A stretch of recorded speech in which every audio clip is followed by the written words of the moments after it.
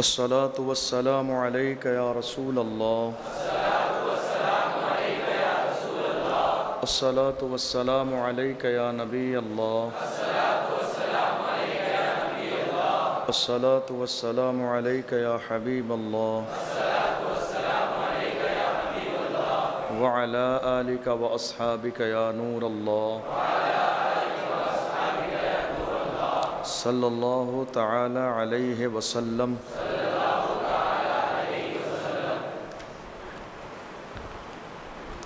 کیا حال ہیں آپ لوگوں کے؟ بڑھیا ہیں؟ کوئی دقت پریشانی تو نہیں آ رہی ہے؟ یہ جو محفل ہے رات کے اس حصے میں جو پرانے لوگ ہیں وہ جانتے ہیں یہ بہت شانت محفل ہوتی ہے، بہت سکون والی، ٹھیک ہے؟ اس میں مارا پیٹی نہیں ہوتی ہے۔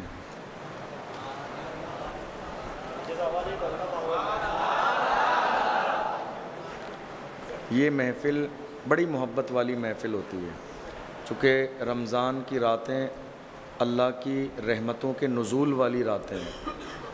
ان راتوں میں رمضان کی راتوں میں اللہ لاکھوں لوگوں کی مغفرت فرماتا ہے، لاکھوں لوگوں کی اللہ دعاؤں کو قبول فرماتا ہے، لاکھوں لوگوں کی اللہ توبہ کو قبول فرماتا ہے۔ تو اسی لیے جو ہے یہ راتیں بڑی مبارک راتیں ہیں۔ تو اس میں ہم جو ایک روحانی کیفیت کے ساتھ اسلام کے کسی بھی ایک موضوع کو ڈسکس کرتے ہیں، لیکن اس کا جو انداز ہے وہ کوئی تقریری انداز نہیں ہوتا ہے، بلکہ وہ ایک میٹنگ کا انداز ہوتا ہے، ایک دوسرے کے ساتھ بات کرتے ہوئے، رائے لیتے ہوئے، مشورہ لیتے ہوئے، ٹھیک ہے؟ دیکھیے زندگی میں کئی بار ہمارے ساتھ ایسا ہوتا ہے، اور آپ میری بات کی تصدیق کریں گے، کہ جب ہمیں لوگوں کے سامنے کھڑے ہو کے بات کرنی نہیں آتی ہے تبھی ایسا ہوتا ہے کہ ہمیں سبق یاد ہوتا ہے، ہم سنانے جاتے ہیں اور بھول جاتے ہیں۔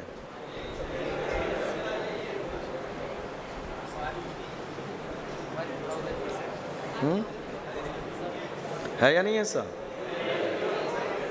ہم نے رات کی یہ محفل اسی لیے رکھی، ٹھیک ہے، کہ جس میں آپ کو بولنا آئے کہ کس طرح بات کرتے ہیں، مشورہ کیسے دیتے ہیں، رائے کیسے دیتے ہیں، تو بالکل ایزی ہو جائیے اس محفل میں۔ اب یہ پیار کی محفل ہے، ٹھیک ہے؟ اب اس میں ڈانٹ نہیں پڑنی آپ کو۔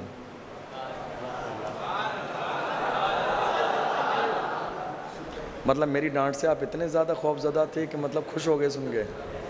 اتنا تو میں نے ڈانٹا ہی نہیں ہے بھی۔ تو اب یہ جو محفل اس وقت میں ہوتی ہے اس کا مین مقصد ہوتا ہے کہ آپ اپنی زندگی کے کچھ تجربات بتائیں۔ توجہ ہے آپ کی؟ توجہ ہے؟ آپ اپنی زندگی کے کچھ تجربات بتائیں اور شامل ہوں۔ یہ کوئی جلسے ٹائپ کی محفل نہیں ہے کہ میں تقریر کر کے چلا جاؤں، بلکہ ہم کسی ایک موضوع کو ڈسکس کرتے ہیں اور زندگی کے تجربات جو میرے ہیں، جو آپ کے ہیں، ہم لوگ ایک دوسرے سے شیئر کرتے ہیں، ہے کہ نہیں؟ جی۔ تو آپ میرے ساتھ شیئر کریں گے؟ بالکل۔ ہماری جو نیت ہے وہ یہ ہے کہ ہمارا یہ جو میسیج ہے یہ دوسرے شہروں تک پہنچے، دوسرے لوگوں تک پہنچے، اور ان کو بھی یہ ایک طریقہ ذہنی طور پر آنا چاہیے کہ ہم اس طرح بھی بیٹھ کر آپس میں علماء کے ساتھ دین کی بات کر سکتے ہیں، ہے کہ نہیں؟ اور یہ بہت امپورٹنٹ چیز ہے۔ جب تک قوم مسلم کے جوانوں کا رشتہ عالموں سے جڑا تھا یہ قوم اتنی گمراہ نہیں ہوئی تھی، اور جب سے ہماری قوم کے عالموں سے قوم کے جوانوں کا رشتہ ختم ہو گیا تب سے ہماری قوم کے جوان ہدایت کے راستے سے ہٹ کر غلط راستے پر چلے گئے ہیں۔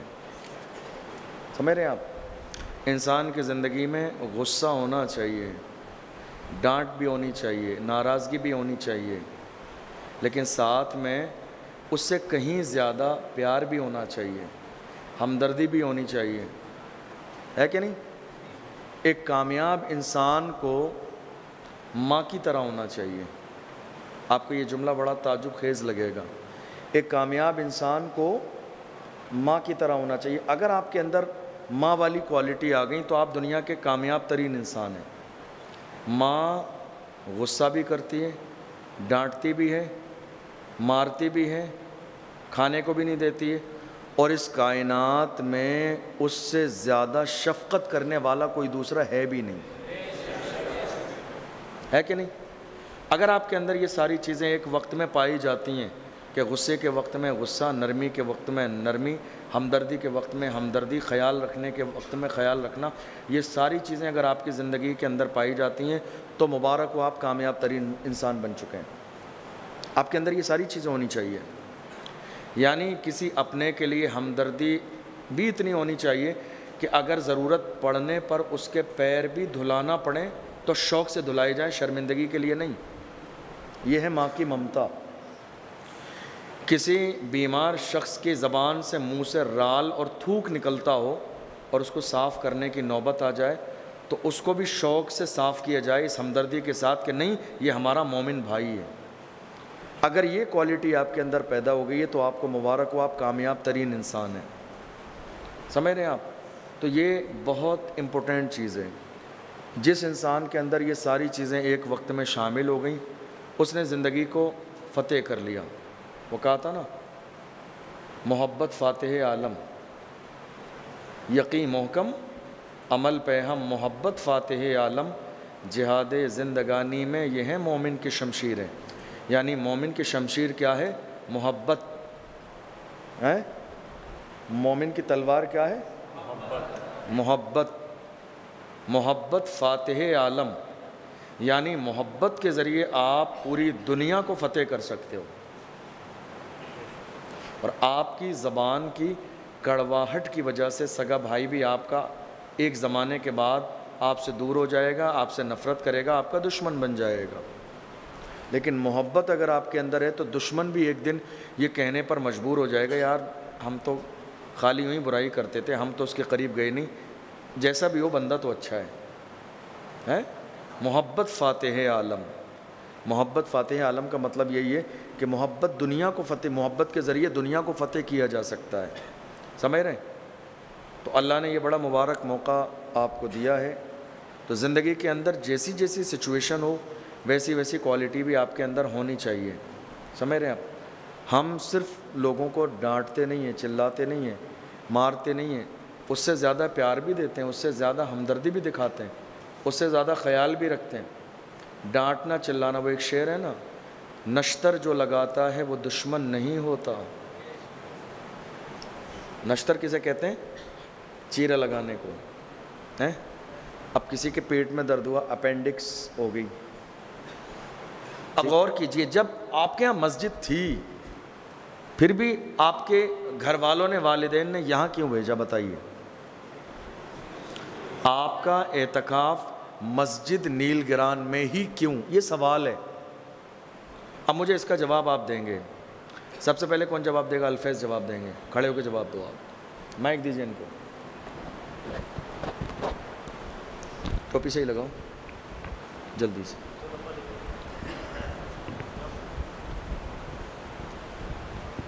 بسم اللہ۔ بالکل ایزی وے میں رہیے آپ، جیسے فیملی میٹنگ ہے، جو بھی آپ کے ذہن میں ہو۔ اعتکاف مسجد نیل گران میں ہی کیوں کیا آپ نے؟ وجہ کیا ہے؟ اس کی وجہ یہ ہے کہ یہاں پہ بہت کچھ سیکھنے کو ملتا ہے، جو نہیں سیکھنا، جو نماز نہیں آتی ہے صحیح سے طریقے سے، سب سیکھنے کو ملتا ہے، اچھا سب کچھ۔ اب آپ دیکھ لیجئے، یعنی یہ بات آپ کو بھی معلوم ہے یا نہیں؟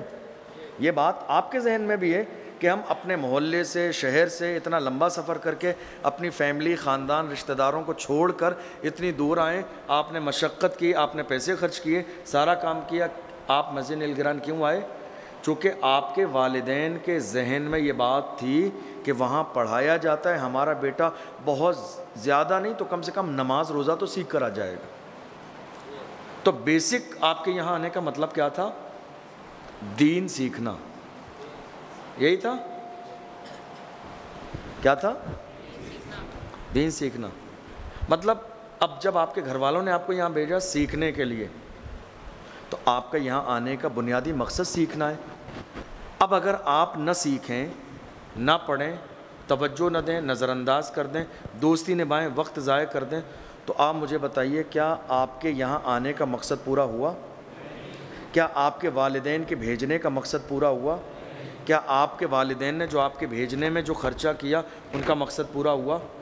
کیا جو کمیٹی کے اور لوگوں نے مل کر اتنی کوشش 10 دن محنت کی، تمام تر انتظامات انہوں نے جو آپ کے لیے ایمانداری شوق سے ثواب سمجھ کے کیے، کیا ان کا مقصد پورا ہوا؟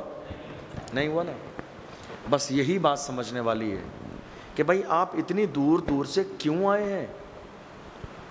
اگر آپ کے مقصد پہ نظر نہیں ہے تو مقصد پہ نظر، زندگی کا یہ اتنا بڑا سرمایہ ہے، وقت نکل گیا تو نکل گیا، مادا ما مادا، جو گزر گیا سو گزر گیا، کبھی وقت واپس نہیں آتا ہے۔ امام شافعی فرماتے ہیں الوقت کالسیف، وقت تلوار کی طرح ہے، ان لم تقطعہ فانہ یقطع، اگر تم اسے صحیح نہیں گزارو گے تو وہ تمہیں کاٹ دے گا۔ وقت کی فطرت میں ہے بدلہ لینا، کیا کہا میں نے؟ سب بولیے۔ اب غور کیجئے، وقت کی فطرت میں ہے بدلہ لینا، یعنی اگر آپ نے وقت برباد کیا تو یہ وقت ایک دن آپ کو ضرور برباد کرے گا۔ کیوں؟ چونکہ اس کی فطرت میں ہے۔ بات سمجھ آئی آپ کو؟ وقت کی فطرت میں ہے بدلہ لینا، کوئی بھی وقت ہو۔ زندگی میں کوئی انسان ایسا نہیں کہہ سکتا کہ اللہ نے مجھے اچھا وقت نہیں دیا۔ اللہ کسی پر ظلم نہیں کرتا۔ قرآن شریف میں ان اللہ لا یظلم مثقال ذرہ، اللہ ذرے کے برابر بھی کسی پر ظلم نہیں کرتا ہے۔ وہ سب کو خوشیاں دیتا ہے، سب کو عزت دیتا ہے، سب کو دولت دیتا ہے، سب کو پیسہ دیتا ہے، سب کے جسم میں طاقت دیتا ہے، سب کے چہرے پہ نور دیتا ہے، وہ اپنی طرف سے سب دیتا ہے۔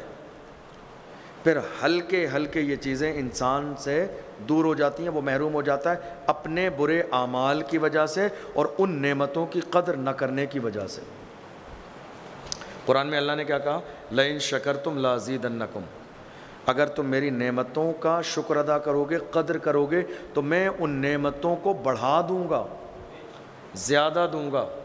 ولئن کفرتم، اور اگر ناشکری کرو گے، ان عذابی لشدید، تو میں ان نعمتوں سے تمہیں محروم کر دوں گا اور مرنے کے بعد تمہیں عذاب بھی دیا جائے گا۔ یہ 10 دن بہت بڑی نعمت ہیں آپ کی زندگی میں، ہے یا نہیں ہے یا نہیں؟ ہاتھ اٹھائیے، کس کس کے لیے نعمت ہے؟ الحمدللہ ہم سب کے لیے نعمت ہے۔ اللہ آپ کا اعتکاف قبول فرمائے، آپ کی دعاؤں کو قبول فرمائے، آپ کی مرادوں کو پورا فرمائے، آپ کو مدینے کا مسافر بنائے، آپ کا آنے والی سال میں مدینے سے بلاوا آ جائے۔ جو اسٹوڈنٹ ہوں اللہ ان کا رزلٹ اچھا کامیابی کی طرف لے جائے، جو جاب کی تلاش میں ہو اللہ انہیں جاب دے دے۔ تو یہ 10 دن آپ کی زندگی کے بہت قیمتی، یعنی اتنے خوبصورت دن سال بھر میں آپ کی زندگی میں نہیں آئے۔ آئے؟ نہیں آئے۔ عقل مند انسان پتہ ہے کون ہے؟ عقل مند انسان وہ ہے کہ ایک طرف 10% تکلیف ہے اور 90% فائدہ، یعنی دو چیزیں سامنے ہیں، تکلیف بھی ہے اور فائدہ بھی ہے۔ تو تکلیف تو 10% ہے اور 90%، تو اب کیا چوز کرنا چاہیے آپ کو؟ پڑھائی کرنے میں فائدہ ہے یا ڈانٹ کے خوف سے یا مار کے خوف سے دور ہو جانے میں؟ بیسک چیز ہے بھئی، جس کو سبق یاد ہے تو ایسا تھوڑی ہے کہ مطلب میرے اوپر کمیٹی کا پریشر ہے، سبق یاد ہو پھر بھی مارنا ہی ہے بھئی؟ بتائیے آپ۔ تو اب مسئلہ کیا ہے؟ مسئلہ یہ ہے کہ ایک طرف تکلیف 10% ہے، فائدہ 90% ہے۔ تو سمجھدار انسان وہ ہے جو فائدے والا سودا کرے، اور فائدے والا سودا کیا ہے؟ اعتکاف میں ان 10 دنوں کی قدر کرنا۔ پہلی چیز، آپ اللہ کے گھر میں۔ اچھا مجھے ایک بہت اچھی بات یاد آئی، سنا دوں؟ کون کون سننا نہیں چاہ رہا ہے؟ کس کس نے ہاتھ اٹھایا؟ چلیے، اچھی بات یہ اللہ کے رسول صلی اللہ علیہ وسلم کی ایک حدیث ہے، حضور نے فرمایا لہسن اور پیاز، یعنی کچا لہسن اور پیاز کھا کر میری مسجد میں نہ آؤ. کیا؟ لہسن اور پیاز کھا کر میری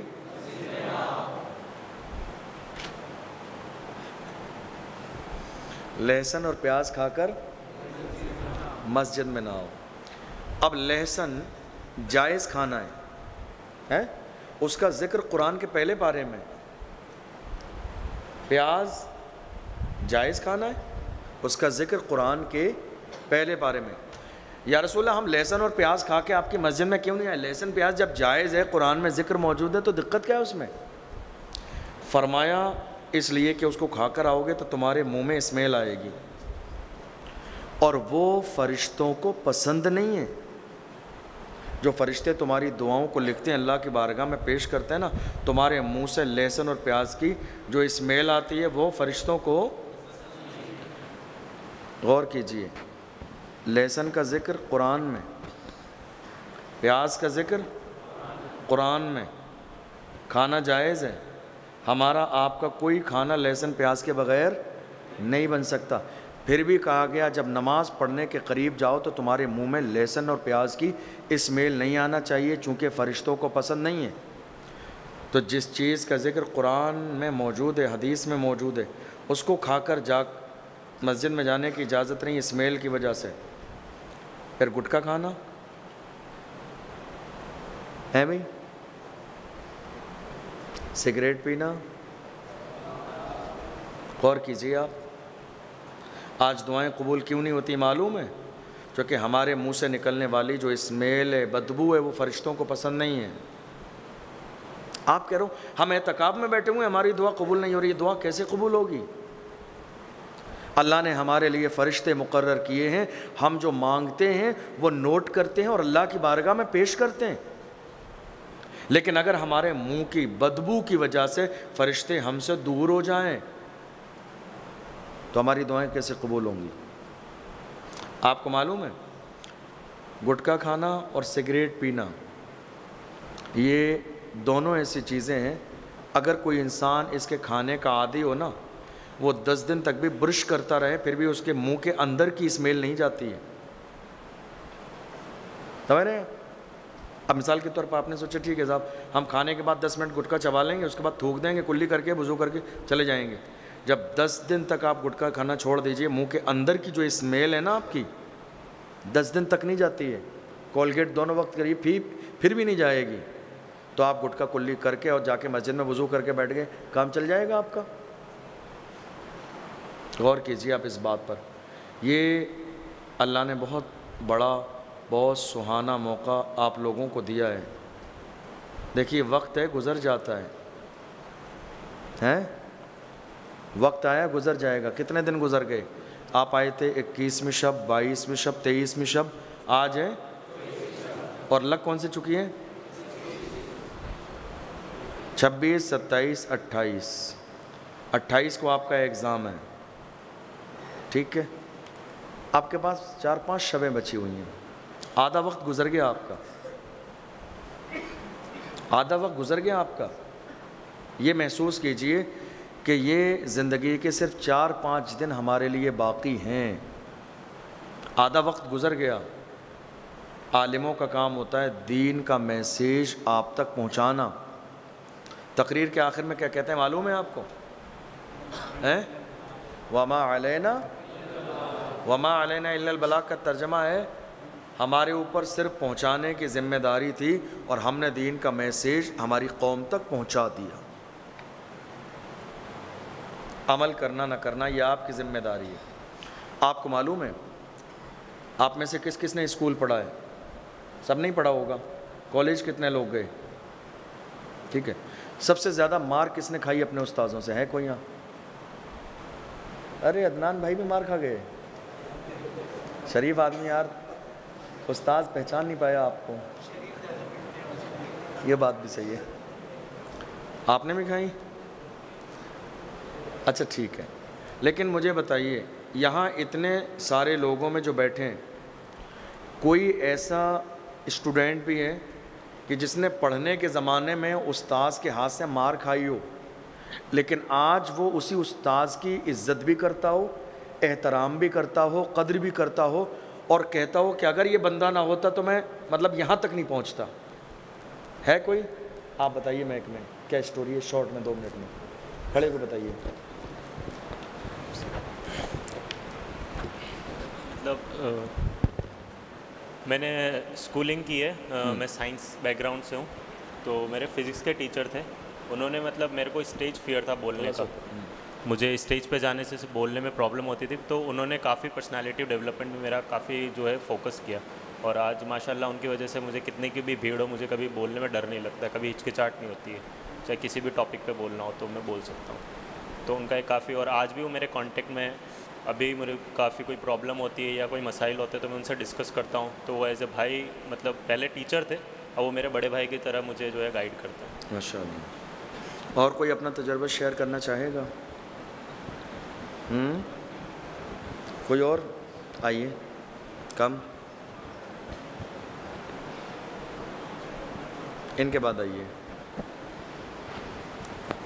مجھے دارالعلوم میں، ٹھیک ہے بھائی بیٹھیے، تھوڑا تیز بولا ہے، مائک پکڑ کے. پھر دارالعلوم میں پڑھتا تھا. مجھے میرے استاد تھے احمد علی حضرت، انہوں نے بہت، پڑھنا نہیں آتا تھا پہلے اتنا، انہوں نے بہت مارا، اور آج الحمدللہ انہوں نے صحیح تھوڑا تحفظ بھی صحیح کیا ہے. ان کی وجہ سے آج نماز بھی درست ہے، اور جو بھی پڑھتا ہوں صحیح سے پڑھ پاتا ہوں. آج ان کی عزت بھی کرتا ہوں، اور وہ میرے کانٹیکٹ. اس وقت تو غصہ تھا نہیں؟ اس وقت تو اچھا نہیں لگتا تھا، اب عزت اور بڑھ گئی. ایسے ہی ہے، ایسے ہی ہے. ٹھیک ہے، آپ بتائیے کیا بتا رہے تھے. آئیے. آپ کو کلاس سمجھ میں آ رہی ہے؟ اچھا لگ رہا ہے؟ پریشان تو نہیں ہے؟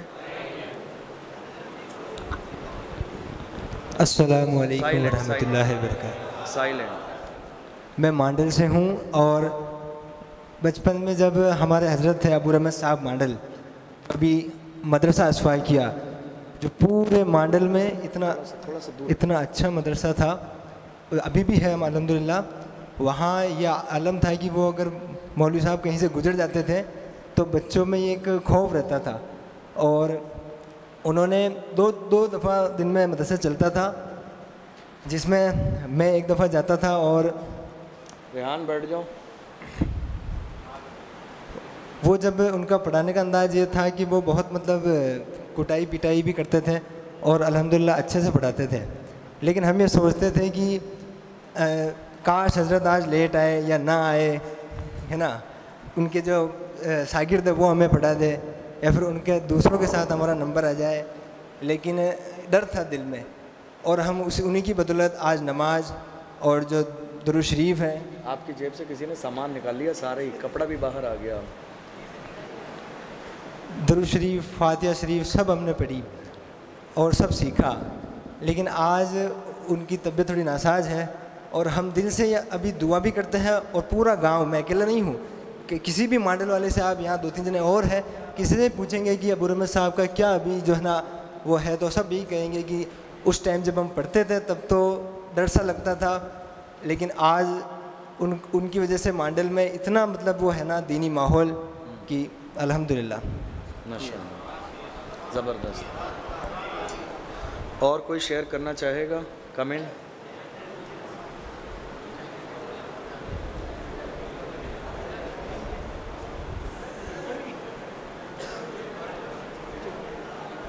ہاں رکھ دیجیے. شور مت کیجیے آپ لوگ پلیز، شور مت کیجیے. پروگرام ریکارڈ بھی ہو رہا ہے، اس چیز کا خیال رکھیں. ایزی رہیے لیکن شور نہیں. السلام علیکم. میں آسن سے ہوں. الحمدللہ میرے دادا ایک راجنیتی میں تھے، مگر میرے خاندان کے اندر ایک ایسا مسئلہ تھا کہ پورے خاندان کے اندر یہ معاملہ تھا کہ کوئی فاتحہ لگانے والا بھی نہیں تھا. تو آخری وقت جب میرے دادا کا آیا تو انہوں نے میرے کو پڑھنے کے لیے مدرسے کے اندر بھیجا، اور میں اتنا نکما تھا کہ امام صاحب کی شکایت میری دادی سے جا کے کر دی میں نے. ایک دن انہوں نے میں اتنا برا مارا کہ میں ہاتھ کے اوپر وہ جم گیا تھا. تو مرغا بنا کے اینٹ رکھ کے پھر مارتے تھے. اللہ تو میں نے میری دادی سے جا کے شکایت کر دی. میری دادی ترکیب سیکھ گیا میں بھی. میری دادی مجھ سے بڑی محبت کرتی تھی, اور میری دادی نے امام صاحب کو گھر بلایا اور امام صاحب کو بہت سنایا, اور امام صاحب نے لے کے اگلے دن آئے تو امام صاحب نے مجھے کہہ دیا میں دیکھو نہیں پڑھاؤں گا. میری بھی عید ہو گئی. کم سے کم 15 دن تک میرے کو امام صاحب نے نہیں پڑھایا. ایک دن ہم شادی میں گئے تھے تو میں دادا کے ساتھ ہی رہتا تھا, تو میں دادا نے کہا بچے کی پڑھائی کیسی چل رہی ہے. امام صاحب نے کہا کہ دادی نے منع کر دیا بچے کو نہیں پڑھانا ہے میرے. تو دادا نے وہاں پہ پھٹکار بھی لگائی تھی اور دادی کو بھی سامنے ڈانٹا تھا. اور آج الحمدللہ امام صاحب نے اس کے بعد اتنی کٹائی کی کہ میرے کو قرآن پڑھنا سکھا دیا.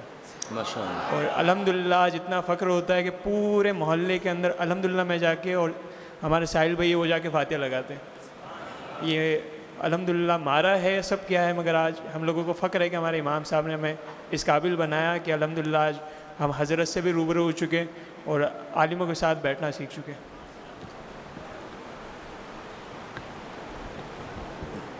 اور کوئی تجربہ شیئر کرنا چاہے گا؟ آئیے شاہد بھائی آپ اٹھیے وہاں سے, آپ ادھر آ جائیے. السلام علیکم ورحمۃ اللہ وبرکاتہ. جی میں بھی مانڈل سے ہی ہوں, اور ابھی جو بتا کے گئے ان کے ہاتھ کی ہم نے بھی مار بہت کھائی ہے, اور اس وقت میں بھی یہی سوچتا تھا کہ مدرسہ چھوڑ دوں. اور جب مجھے نظام صاحب ہمارے حضرت تھے انجمن میں, تب انہوں نے کہا تھا کہ مانڈل میں مطلب یہاں بہت کمی ہے, کوئی پڑھنے والا نہیں ہے, ادھر کوئی بھی عالم نہیں ہے, تو آپ پڑھنے جاؤ. تو حضرت نے کہا اگر وہاں پر جاؤ تو 3 چیزوں پہ کنٹرول کر لینا, انشاءاللہ کامیاب ہو جاؤ گے. کہ ایک کم کھانا, ایک کم بولنا اور ایک کم سونا. یہ 3 چیزوں پہ آپ کنٹرول کر لو گے تو انشاءاللہ. وہاں جاتے بھی تھے, وہاں جا کر فرسٹ میں مخارج وغیرہ دیکھا تو قرآن شریف میں غلطی بہت آتی تھی. روز سناتے بھی تھے حضرت اور مارتے بھی تھے, تو دعا بھی کرتا تھا اللہ سے کہ صحیح پڑھنا آ جائے. تو کافی ٹائم تک نہیں آیا, پھر سوچ لیا تھا کہ مطلب کھانا وغیرہ کیسا آتا ہے, تو میں نے سوچ لیا تھا اب نہیں پڑھوں گا مدرسے, کبھی بھی نہیں جاؤں گا. جو واپس جب گھر آیا تو پھر جب پڑھنا آیا تو پھر سب لوگوں نے مطلب کہا کہ اچھا آ گیا پڑھنا. جب کوئی بھی مطلب سوال ہوتا, مسائل وغیرہ تو پوچھنے آتے تھے, تو الحمدللہ اتنا قابل بنا دیا تھا کہ بتا سکوں لوگوں کو. تو سب حضرت ان کی مہربانی تھی. تو میری اپنی زندگی میں لامحالہ میں یہاں تک پہنچا ہوں, تو میری زندگی میں تو بہت قابل استاذ ہیں. آپ کے استاذ تو صرف یعنی مدرسے تک, مکتب تک ہیں, ہمارے تو یونیورسٹی لیول تک استاذ ہیں, بہت قابل. ٹھیک ہے. میں نے پڑھنے کے زمانے میں حالانکہ اللہ کا فضل ہے کوئی اتنی خاص مار نہیں کھائی اپنے استاذوں سے, نہ ہی اللہ کا یہ احسان رہا کہ میں نے اپنی زندگی میں کبھی استاذوں کی نافرمانی پر ڈانٹ بھی نہیں کھائی ہے. میں اپنے استاذوں کے ہاں مجھے فخر ہے اس بات پر کہ فرما بردار شاگردوں کی لسٹ میں میرا نام آتا تھا, کبھی ان کی نافرمانی نہیں کرنی. کیونکہ ہمارے والد صاحب نے جب ہمارے استاذوں کو ہمیں سونپا تو کہا لوگ آپ سے یہ کہہ کے جاتے ہیں کہ ہڈیاں ہماری, گوشت آپ کا. ہم کو نہ ہڈی چاہیے نہ گوشت چاہیے, سب آپ کا, بس لڑکے کو پڑھا دینا. آپ سمجھ رہے ہیں آپ. اور وہ جملہ بہت فائدہ مند ثابت ہوا. تو ایسے کئی استاذ تھے سمجھے جو بہت سارے موقعوں پر جو ہے, یعنی کئی بار ایسا ہوتا ہے نا کہ غلطی کسی ایک کی ہوتی ہے, لیکن جب ڈانٹ استاذوں کی پڑتی ہے نا تو جس کی نہ بھی غلطی ہو اس کو بھی کہیں نہ کہیں خوف جیسا ماحول ہوتا ہے. سمجھ رہے ہیں. تو کئی بار ایسا ہوتا ہے کہ پڑھنے کے حوالے سے, رولز کے حوالے سے کچھ چیزیں بہت زیادہ سخت ہیں, تو کبھی کبھی وقتی طور پر ایسا لگتا ہے یار یہ استاذ اتنی سختی کرتے ہیں, پابندی لگاتے, چھٹی نہیں دیتے, گھر نہیں جانے دے رہے ہیں, کھیلنے نہیں دے رہے. پڑھنے کے زمانے میں کبھی کبھی چونکہ ہم اس وقت بچے ہوتے ہیں, سمجھداری اور عقل مضبوط نہیں ہوتی ہے, تو ہمیں دنیا اچھی لگ رہی ہوتی ہے. لیکن جب ہم کسی مقام اور منصب پر پہنچتے ہیں تب جا کے اس بات کا احساس ہوتا ہے کہ اگر وہ ہمارے ساتھ وہ رویہ اختیار نہ کرتے تو شاید آج ہم یہاں تک نہیں پہنچتے. ہے یا نہیں؟ اور کسی کا تجربہ ہے اس حوالے سے؟ ہیں؟ اور کسی کا تجربہ نہیں ہے بھی؟ اور کسی کا تجربہ آپ شیئر کر سکتے ہیں.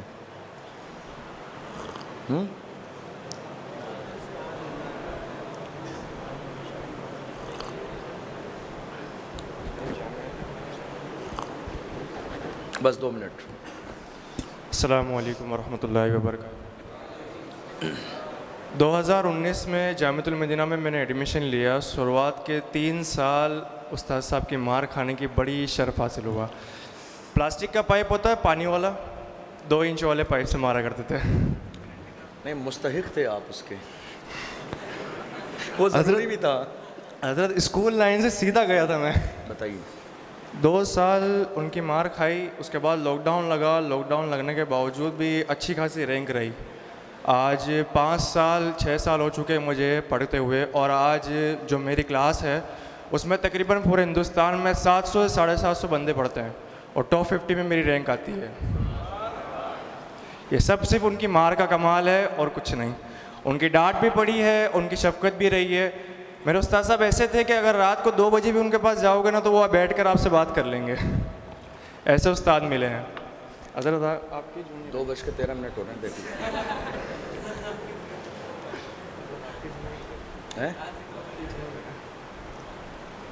ہمارے ساتھی ہیں ان کے استاذ. اب اشرف جیلانی کے ساتھی ہوں گے تو اچھے ہی ہوں گے.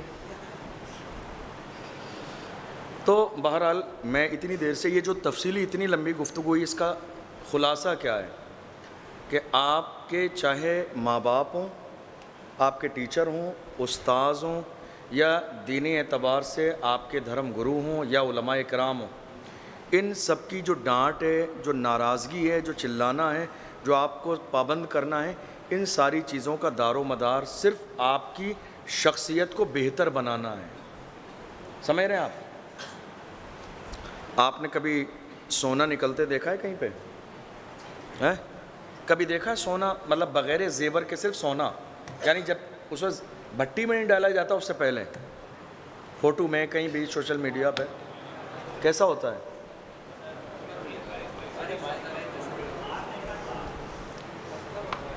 کہیں یوں ہی, مطلب کوئی حیثیت نہیں اس کی, یعنی ٹھیک ہے. لیکن اس کی عزت کب بنتی معلوم ہے آپ کو؟ بھٹی میں تپنے کے بعد. اب آپ کے سب کے پاس کاپی پین ہے, لکھیے ایک شعر, اور اس شعر کو روزانہ پڑھیے, بار بار پڑھیے اور یاد کر لیجئے. یہ آپ کے حوصلوں میں اڑان پیدا کرے گا. شعر ہے, مٹا دے اپنی ہستی کو, مٹا دے اپنی ہستی کو, اگر کچھ مرتبہ چاہے.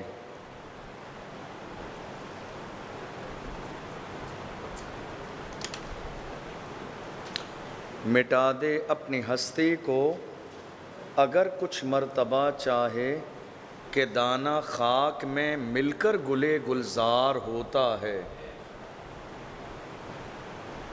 مٹا دے اپنی ہستی کو اگر کچھ مرتبہ چاہے, کہ دانہ خاک میں مل کر گلے گلزار ہوتا ہے.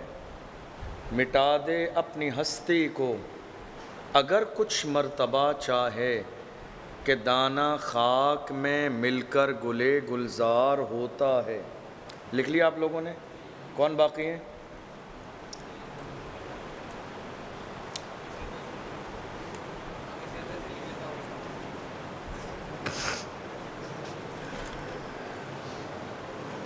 یاد آیا آپ کو؟ آپ یقین جانیے یہ شعر ایسا ہے, آپ اس کو 1000 بار بھی پڑھیں گے تو یہ 1000 بار بھی آپ کو ایک نیا جوش دے گا, یہ ایک نیا جنون دے گا. اب یہ پڑھنا کب ہے؟ جب پڑھائی کرنے کا دل نہ ہو, جب تیاری کرنے کا دل نہ ہو, ایگزام دینے کا دل نہ ہو, جب آپ کی سچویشن ایسی ہو جائے کہ نہیں یار تھک گئے. کئی لوگوں نے مجھے کہا کہ حضرت ہمیں یاد ہی نہیں ہوتا ہے. سمجھ رہے ہیں آپ؟ ہمیں یاد ہی نہیں ہوتا ہے. میں آپ کو ایک بات بتاؤں, دنیا کی یہ تحقیق ہے, جنہوں نے ہوائی جہاز بنایا آسمان پر اڑنے کے لیے, اللہ نے جتنی انسان کو عقل دی ہے اس کا 10% بھی اس نے یوز نہیں کیا ہے جس نے ہوائی جہاز بنا دیا. 90% تو دماغ باقی ہے. آپ یہ نہیں کہہ سکتے میرے کو یاد نہیں ہوتا ہے. دراصل ایک جملہ ہے ٹھان لینا, کیا ہے؟ ٹھان لینا. آپ نے اپنی سوچ جیسی بنا لی، اب آپ کا ذہن، آپ کی فکر، آپ کا جسم ویسے ہی کام کرے گا. آپ نے سوچ لیا تھوڑی سی طبیعت خراب ہے میری آج، ارے ذرا کیسا لگ رہا ہے، ہاتھ گرم ہو رہا، ارے ذرا کیسا لگ رہا ہے.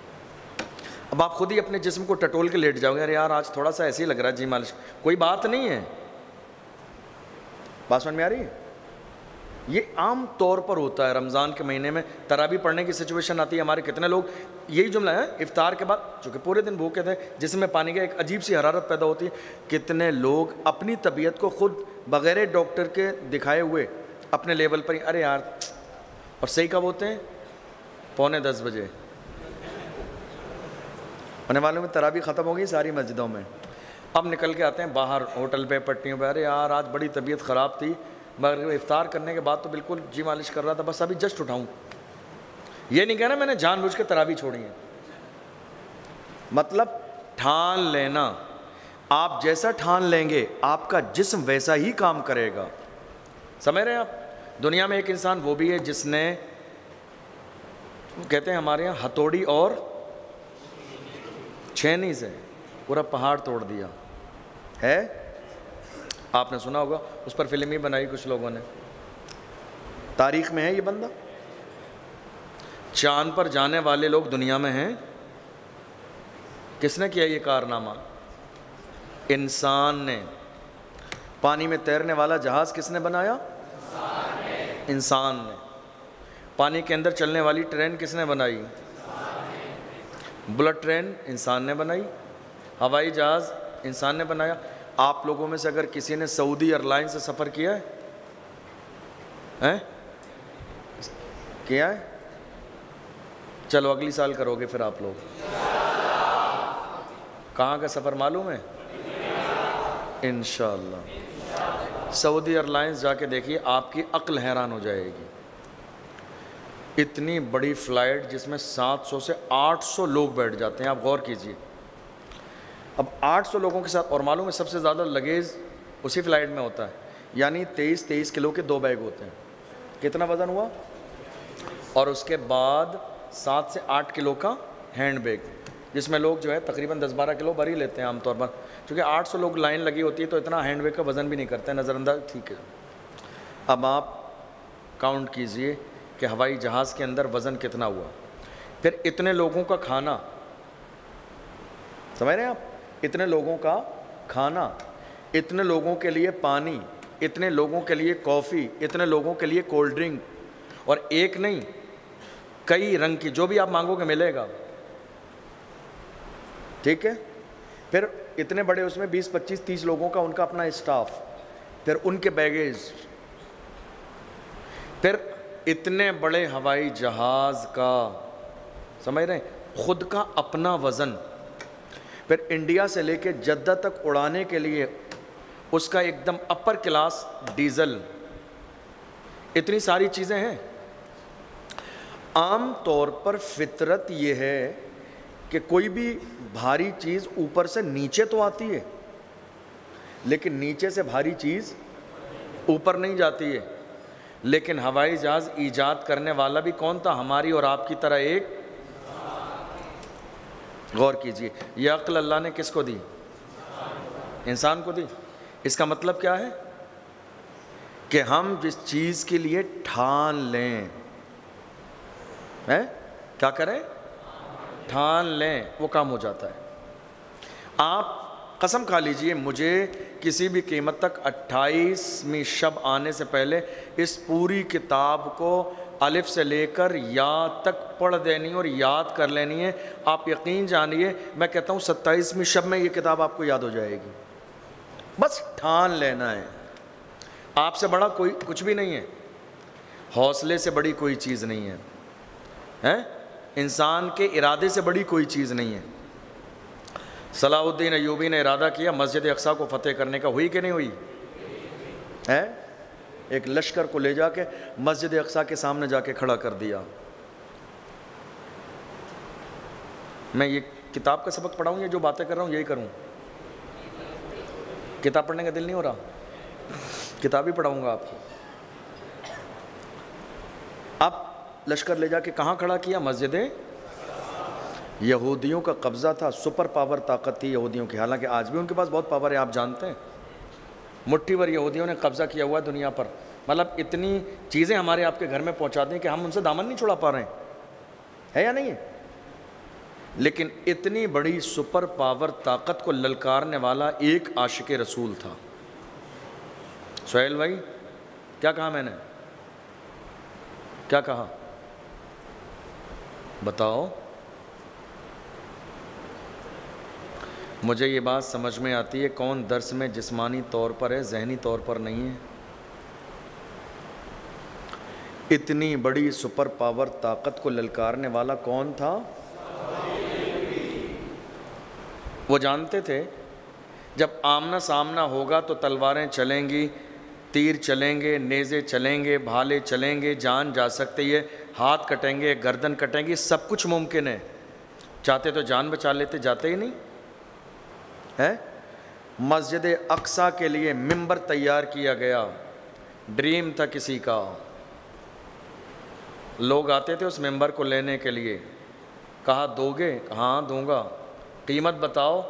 کہتے اس کی قیمت یہی ہے کہ لے جا کے مسجد اقصیٰ میں لگا دو. بات سمجھ میں آئی آپ کو؟ پیسے قیمت نہیں ہے, یہ دنیا کے کسی عام جگہ کے لیے نہیں, ممبر بنایا مسجد اقصیٰ کے لیے. اس کی قیمت پیسے ہے, اس کی قیمت یہی ہے کہ اس کو اٹھا کے تمہارے پاس پاور ہے تبھی لے جانا مسجد اقصیٰ میں لگانا ہے اس کو.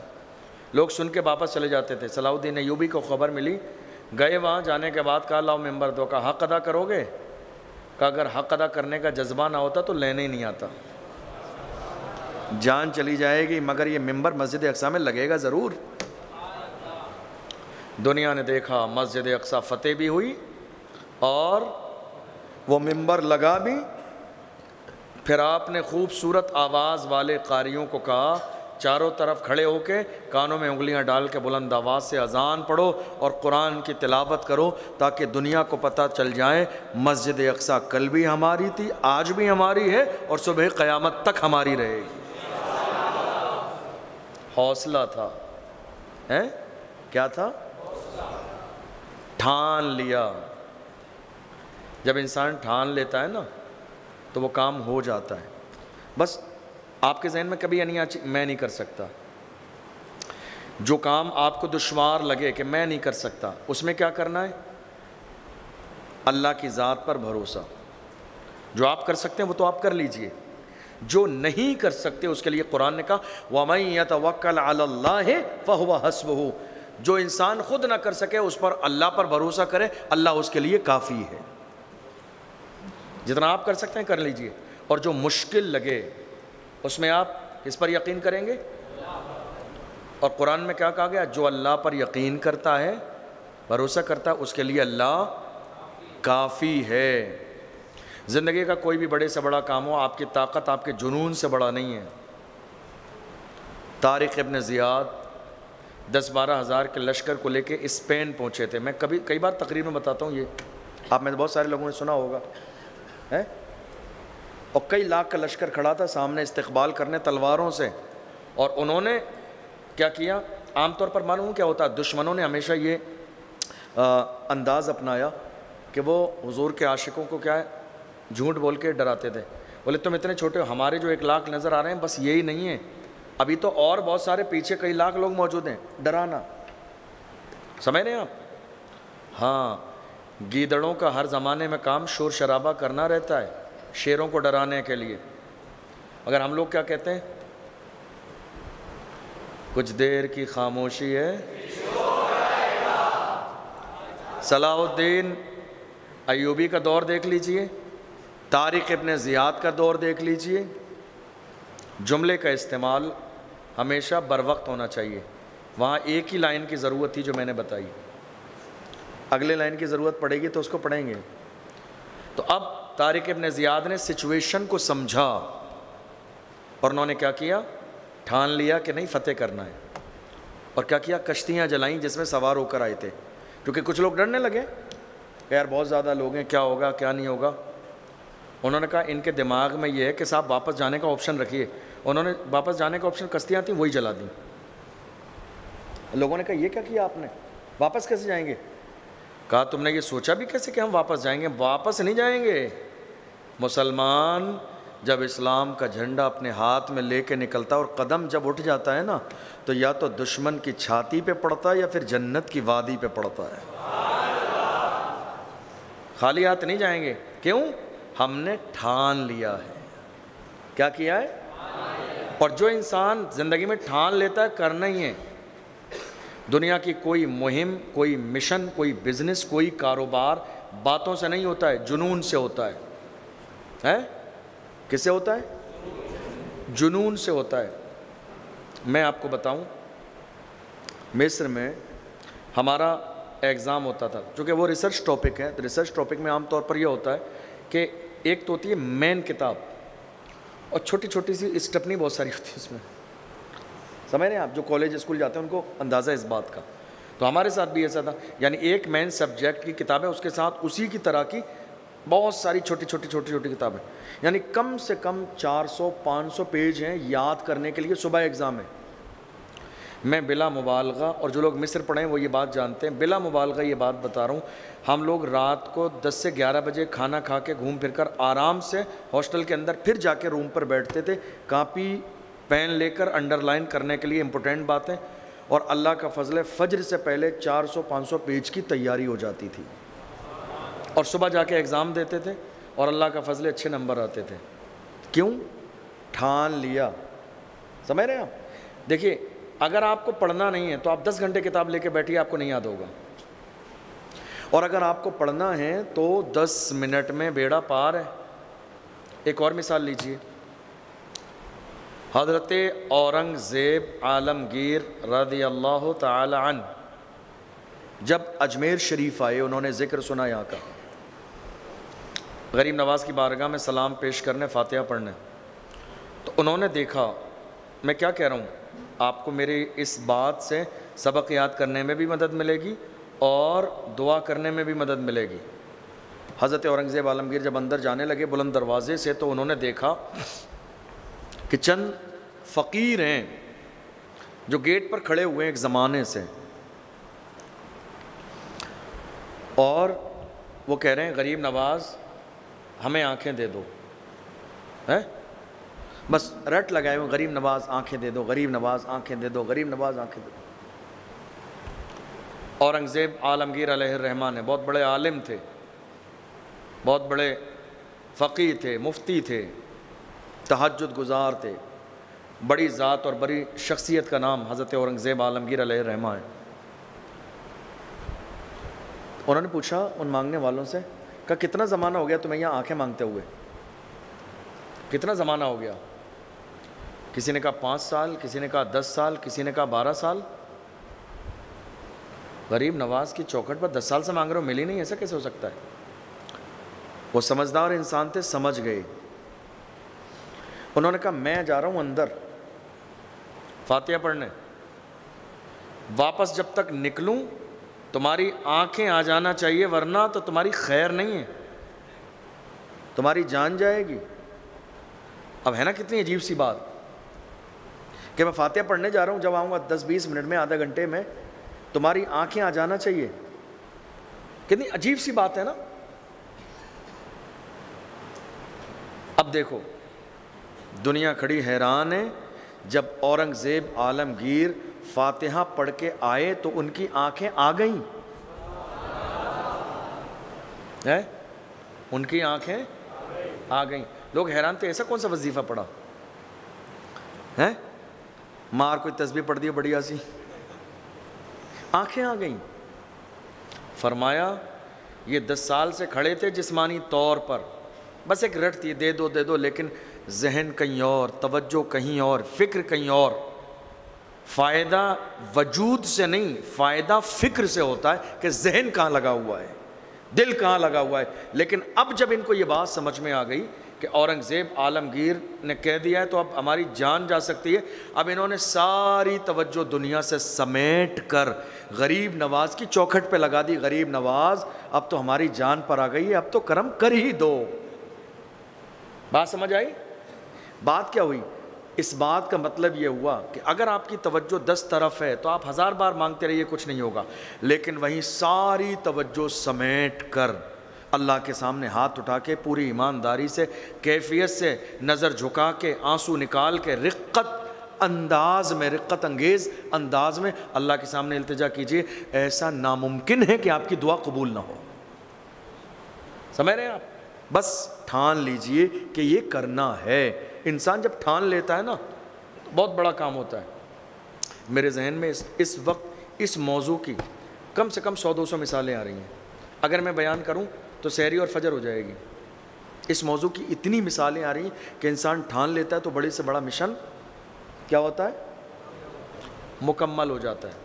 ارطغرل غازی ہے، بوریا نشین لوگ، جنگل میں رہنے والوں نے سلطنت عثمانیہ قائم کی. کیا کیا؟ ٹھان لیا ہم بھی اللہ کے لیے ہیں، ہماری جانیں بھی اللہ کے لیے ہیں، جان دے دیں گے لیکن ظلم برداشت نہیں کریں گے.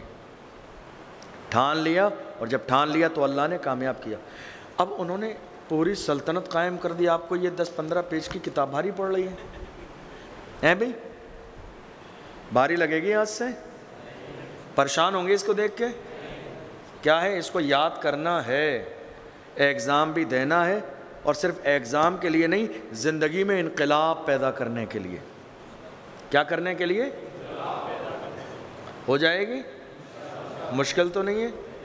میں آپ کو صرف ایک بات بتا رہا ہوں.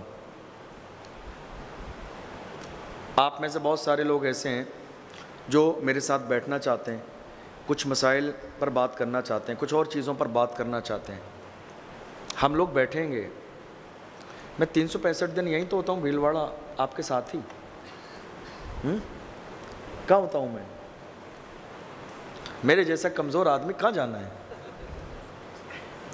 ہے بھائی؟ عید کے بعد آپ خوب آئیے. میں چاہتا ہوں آپ آئیں، بیٹھیں، ہم لوگ بات کریں، دل کی بات، کوئی مشن بنائیں، پلاننگ بنائیں، کوئی اچھا کام کریں قوم کے لیے، اپنی قوم کی بیٹیوں کے لیے، جوانوں کے لیے. آپ آئیں، میرے ساتھ بیٹھیں. میرا یہ مزاج ہے بیٹھنے والا لوگوں کے ساتھ. عید میلاد پر میں پورے شہر کے نوجوانوں کو بلاتا ہوں میٹنگ کے لیے. آپ لوگوں میں سے کوئی ہے جو میٹنگ میں آیا ہو؟ بلاتا ہوں میں ہمیشہ، میری اپنی عادت ہے. تو ہم لوگ اس پر ساری باتیں کریں گے. لیکن ابھی جو یہ وقت ہے نا، یہ وقت بڑا مبارک وقت ہے. اس وقت کا ایک لمحہ بھی ضائع مت کیجیے، ایک لمحہ بھی. چونکہ یہ ایسا وقت ہے نا، پتہ نہیں ہزاروں لاکھوں لوگوں کو میسر نہیں ہے. لاکھوں لوگ قبر میں لیٹے ہوئے التجائیں کر رہے ہیں، کاش کہ ہمیں ایک شب قدر مل جاتی، کاش کہ ہمیں رمضان کی ایک رات مل جاتی، کاش کہ ہمیں اعتکاف میں ایک بار بیٹھنا نصیب ہو جاتا تو اللہ ہماری زندگی میں انقلاب پیدا کر دیتا. آپ کو یہ نعمت اللہ نے دی ہے. آپ کو معلوم ہے کون سا انسان غافل ہو جاتا ہے؟ غفلت جو ہے نا، یہ نعمت نہیں ہے. غفلت نعمت نہیں ہے. غفلت ناپسندیدہ چیزیں اسلام کے اندر. غافل پتہ ہے کون لوگ ہو جاتے ہیں؟ غافل وہ لوگ ہو جاتے ہیں جن کو اپنے گھر کے حالات کے بارے میں مسجد میں آنے کے بعد فکر نہیں رہتی. ارے آپ غور کیجئے، 365 دن آپ کے گھر کے حالات کیسے رہتے ہیں؟ آپ اپنے بزنس کے بارے میں سوچئے، کیا پریشانیاں ہیں؟ آپ کے گھر میں کتنی پریشانی ہے؟ آپ کے کاروبار میں کتنی پریشانی ہے؟ یہ ساری پریشانیاں آپ اپنے ذہن میں رکھ کر پھر سوچئے کہ یہ اللہ سے مانگنے کے دن ہیں. ہم جو پوری سال پریشان رہتے ہیں، اللہ نے اب تو ہم سے وعدہ کیا ہے دینے کا. تو جو دینے والے دینے اور اللہ سے لینے والے دینے، ہم اپنے گھر کی سال بھر کی ساری پریشانیوں کو بھول کر مستی میں لگے ہوئے ہیں. یہ تو بہت حیرت کی بات ہے. یہ اللہ کے دینے والے دینے ہیں. اس نے آپ کو دینے کے لیے بلایا ہے، وہ محروم نہیں کرے گا ابھی. اس لیے سال بھر 365 دن آپ کی زندگی میں جو پریشانیاں ہیں، کاروبار میں، بزنس میں، آپ کے والد کے کاروبار میں، رشتوں میں، خاندان میں جو بھی پریشانیاں ہیں، ان کو بھولیے مت. ان کو اپنے ذہن میں بار بار لائیے. کیا رہ گیا مانگنے سے؟ میں نے والدہ کے لیے دعا نہیں مانگی، چلو آج مانگوں گا. میں نے کاروبار کے لیے نہیں مانگی، چلو آج ایک دعا کاروبار کے لیے. میں نے خاندان میں محبت اور اتفاق کے لیے دعا نہیں مانگی کہ سب ایک ہو جائیں، چلو آج 1 گھنٹے کی دعا اس کے لیے. یہ ساری چیزوں کے جو الگ الگ موضوع ہیں آپ کی زندگی میں سوچ لیجئے، یہ وقت گزر جائے گا، واپس نہیں آئے گا. پھر آپ جب اعتکاف سے نکلیں گے، میری بات یاد رکھیے گا، پھر روئیں گے آپ اس وقت، پھر آپ کی آنکھوں سے افسوس کے آنسو نکلیں گے، مگر افسوس کہ وقت گزر جائے گا. ابھی وقت ہے، آپ بہت کچھ کر سکتے ہیں، بہت کچھ پڑھ سکتے ہیں، بہت کچھ سیکھ سکتے ہیں، بہت کچھ حاصل کر سکتے ہیں. اس وقت کو ضائع مت کیجیے. وقت کی فطرت میں ہے بدلہ لینا. کیا ہے؟ میری باتیں سمجھ آ رہی ہیں آج آپ کو؟ تو عمل ہوگا؟ کچھ موٹیویٹ ہوئے آپ؟ ذہن بنا آپ کا ہے؟ کچھ ٹھانا آپ نے؟ تو کل کون کون سبق نہیں سنائے گا؟ کل کسے کسے سبق یاد نہیں ہوگا؟ کسے کسے یاد ہوگا؟ سب کو ہوگا؟ چلو بڑی اچھی بات ہے. تو آج کا ہمارا جو سبق ہے اس حوالے سے تھوڑا سا پڑھ لیتے ہیں. اچھی اچھی باتیں ہیں، پڑھیں یا جو موضوع چل رہا ہے اسی کو کنٹینیو کریں؟ تھوڑا سا پڑھ لیجئے.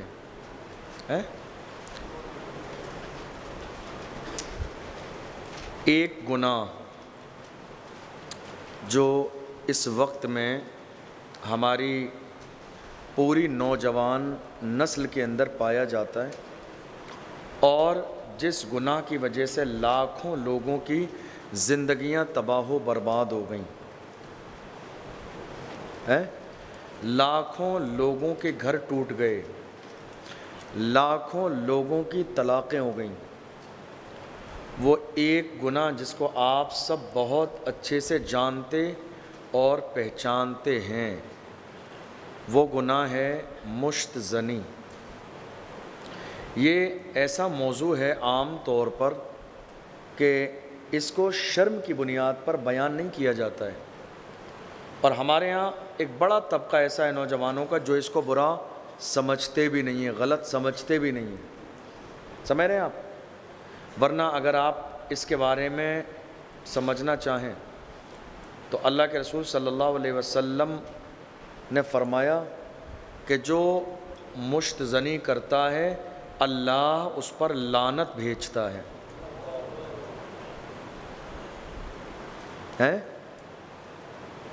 جو مشت زنی کرتا ہے اللہ اس پر. سمجھ آ رہی ہیں؟ سب جاگ رہے ہیں؟ کوئی سو تو نہیں رہا ہے؟ جو شخص مشت زنی کرتا ہے اللہ اس پر. یہ اتنی بڑی بیماری ہے، اگر آپ کو زندگی میں لگ گئی تو کبھی نہیں چھوٹے گی، اور ہر دن آپ برباد برباد برباد برباد ہی ہوتے جائیں گے. سمجھ رہے ہیں آپ؟ بہت بڑا جرم ہے یہ. اگر میں اس کا نقصان بتاؤں تو آپ کو حیرت ہوگی. پہلا کام یہ ہے، سیلون پر جا کر آپ کتنا ہی اپنے چہرے پر فیشیل کرا لیجئے، لیکن چہرے کا نور اللہ کی طرف سے ختم ہو جائے تو فیشیل سے نہیں آئے گا. یہ اتنا بڑا جرم ہے، اتنی نقصان دہ چیز ہے. جو انسان اس گناہ کا عادی ہو جاتا ہے، پہلا کام یہ ہوتا ہے کہ اس کے چہرے کا نور ختم ہو جاتا ہے. کیا ہوتا ہے؟ بات سمجھ آ رہی ہے؟ ہاں، میرے ساتھ دقت یہ ہے کہ میں ایسے لوگوں کے چہرے پہچانتا ہوں.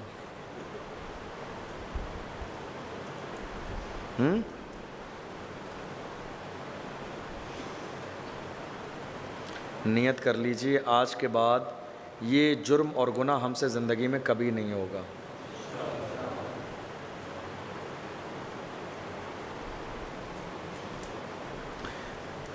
پہلا نقصان کیا ہے؟ چہرے کا. دوسرا نقصان، اس کی دعائیں رد کر دی جاتی ہیں. تیسرا نقصان اس کی عمر کم ہو جاتی ہے۔ چوتھا نقصان یہ ممکن ہے کہ زندگی میں اس کی آنکھ کی روشنی اس سے چھین لی جائے۔ پانچواں نقصان اس کی کمر ہمیشہ کے لیے خراب ہو جاتی ہے، اس کا ساتھ دینا چھوڑ دیتی ہے۔ یہ جو آپ کو دیوار سے ٹکے ہوئے لوگ نظر آتے ہیں روزانہ،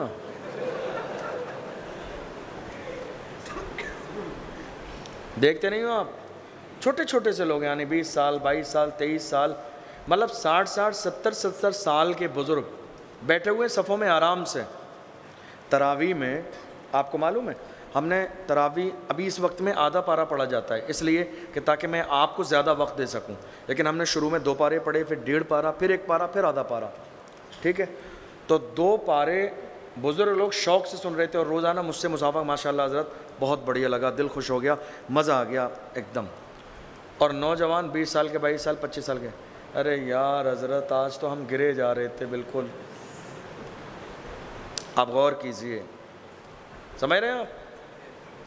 بس ایک چھٹا نقصان اس کا یہ بھی ہے کہ انسان کے کاروبار سے برکت ختم کر دی جاتی ہے۔ اب ایک طرف تو آپ گناہ کر رہے ہیں، اور دوسری طرف گھر میں جو ہے برکت کے لیے سورہ بقرہ پڑھوا رہے ہیں حافظ جی کو لگا کے۔ اب یہ تو ایسا ہی ہوا کہ ایک مٹکی ہے، تو اوپر سے ٹنکی سے اس میں پانی آ رہا ہے اور نیچے سے سوراخ کیا ہوا ہے آپ نے، تو دونوں کام ایک ساتھ ہو رہے ہیں۔ یہ مٹکی کبھی بھرے گی ہی نہیں، اس کا سوراخ بند کریں گے تو یہ مٹکی بھرے گی۔ تو ایک طرف آپ جرم بھی کر رہے ہیں، گناہ بھی کر رہے ہیں، دوسری طرف خیر و برکت کے لیے عمل بھی کر رہے ہیں، نہیں ہوگا یہ؟ سمجھ رہے ہیں آپ؟ یہ موضوع عام طور پر ڈسکس نہیں ہوتا ہے ہمارے یہاں، سمجھ رہے ہیں آپ؟ لیکن قرآن عظیم میں ہے، دین کا شریعت کا مسئلہ بتانے میں اگر حیا کی جائے گی تو قوم مسلم اس سے آشنا کیسے ہوگی، عمل کیسے کیا جائے گا؟ آج کتنے لوگ ایسے ہیں ہماری قوم کے جوانوں میں جو اس گناہ کو گناہ سمجھتے تک نہیں ہیں کہ یہ گناہ بھی ہے، غلط بھی ہے۔ یہ بھئی ہم مسلمان ہیں نا، تو ہم دنیا کے ڈاکٹروں کے اینگل سے نہیں، ہم دین کے اینگل سے دیکھیں گے کیا صحیح ہے کیا غلط ہے۔ دوسری بات، انسان کے منی کے قطرے، اللہ نے جس میں بچہ بننے کی صلاحیت رکھی ہے، جس میں کیٹاڑو ہوتے ہیں نا، اس کے ذریعے اللہ آپ کی آنے والی زندگی میں اولاد پیدا فرمائے گا۔ لیکن آج آپ نے یہ گناہ کر کے اپنی آنے والی اولاد کا جو مادہ ہے وہ اپنے ہاتھوں سے نالی میں بہا دیا۔ سمجھ رہے ہیں آپ؟ ایک چراغ ہے، چراغ جانتے ہیں؟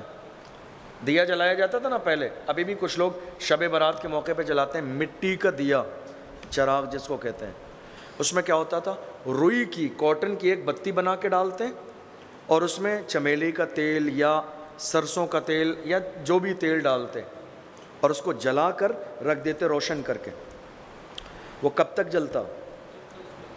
جب تک اس کے اندر تیل باقی رہتا، تیل ختم جلنا۔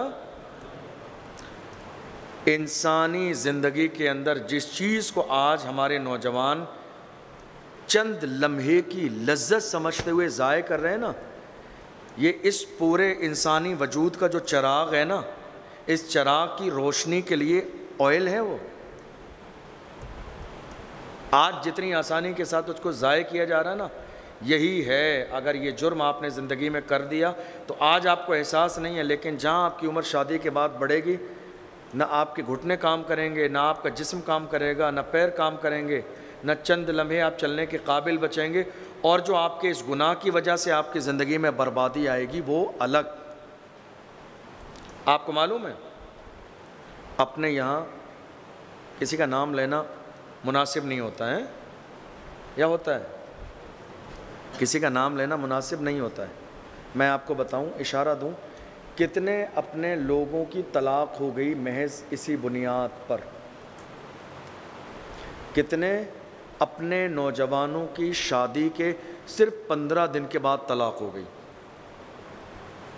اب طلاق کا ریزن سمجھ میں ہی نہیں آ رہا۔ لڑکی والے کہہ رہے ہیں ابھی ہم نے 20 لاکھ روپے خرچ کر کے شادی کی ہے، ہماری بیٹی کا گھر برباد ہو جا رہا ہے، آخر وجہ کیا ہے؟ لڑکے والے بھی پریشان ہیں، بھائی کوئی بھی ہو گھر کوئی برباد نہیں کرنا، اور وہ بھی اتنی جلدی،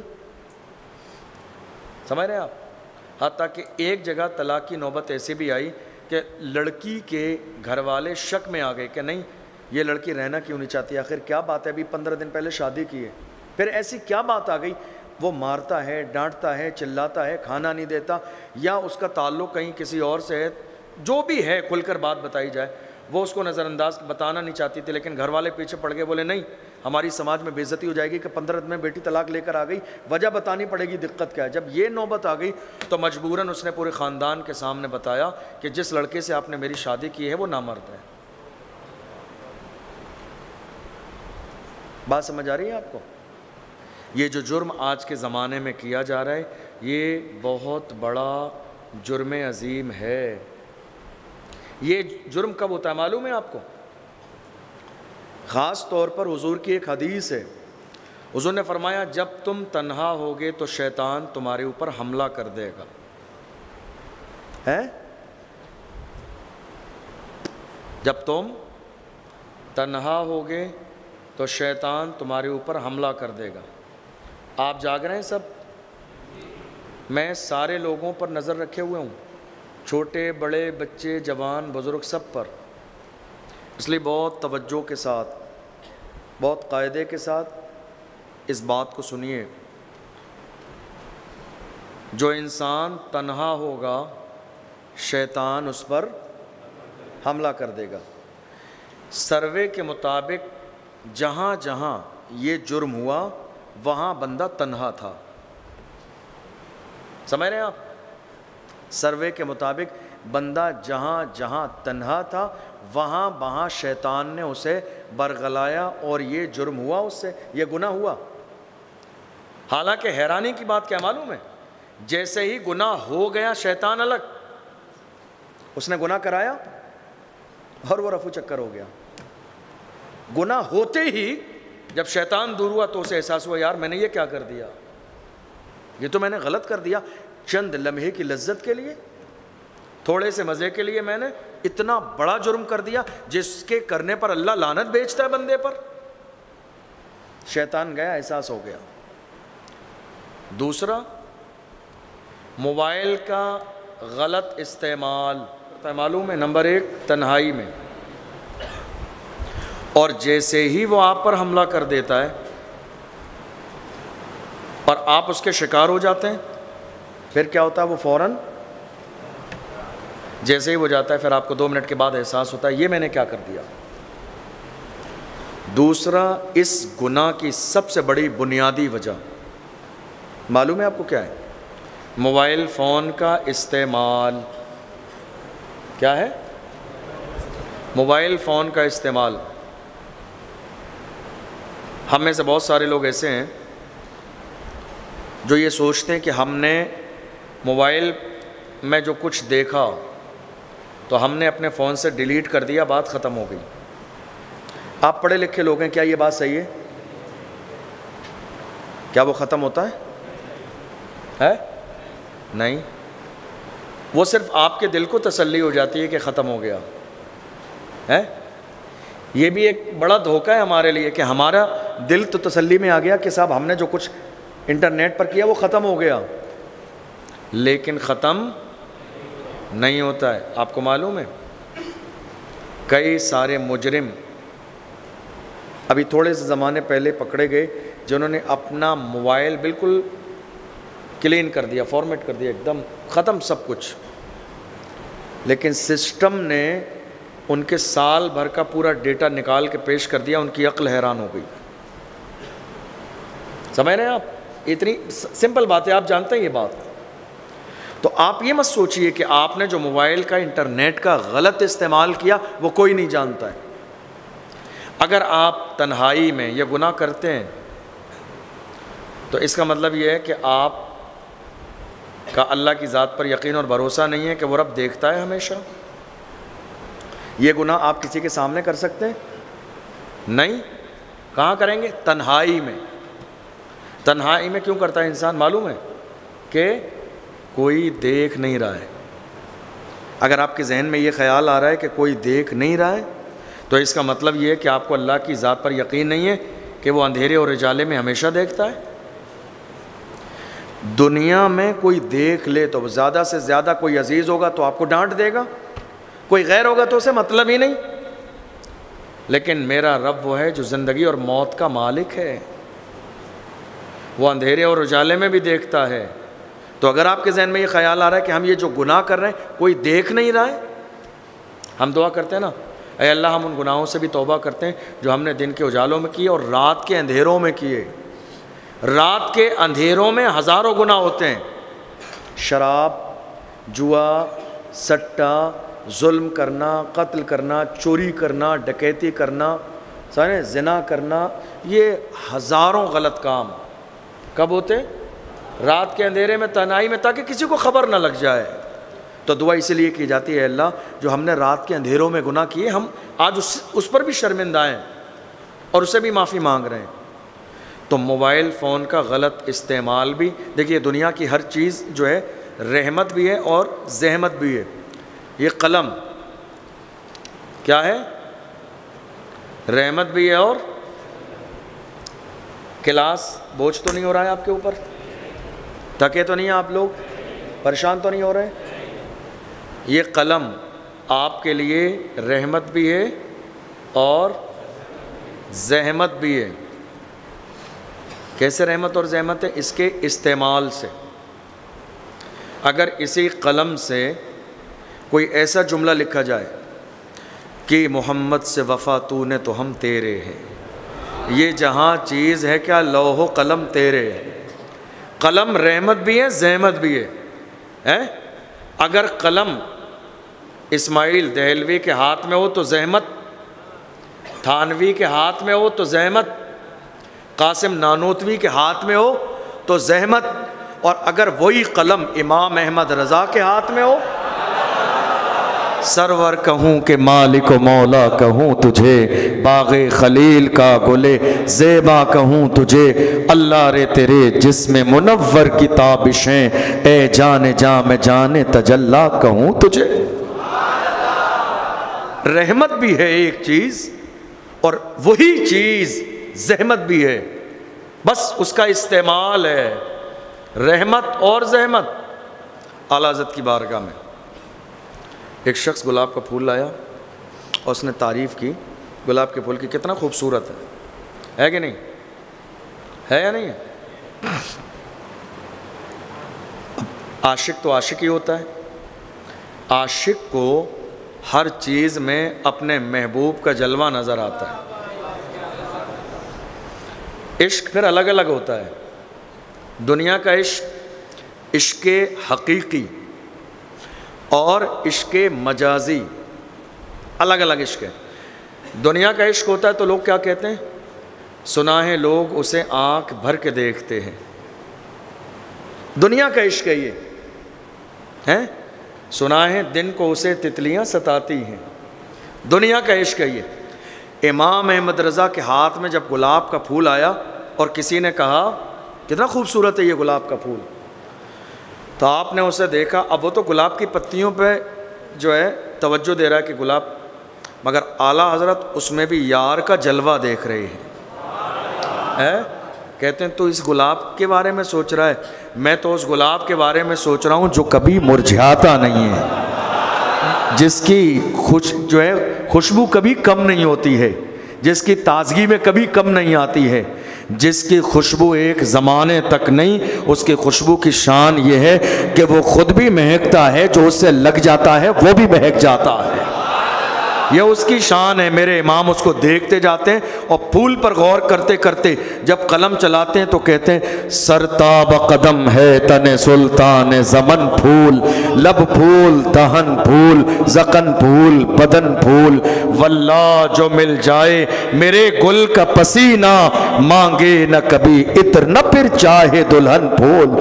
کیا بات رضا اس چمنستان کرم کی، زہرا ہے کلی جس میں حسین اور حسن پھول.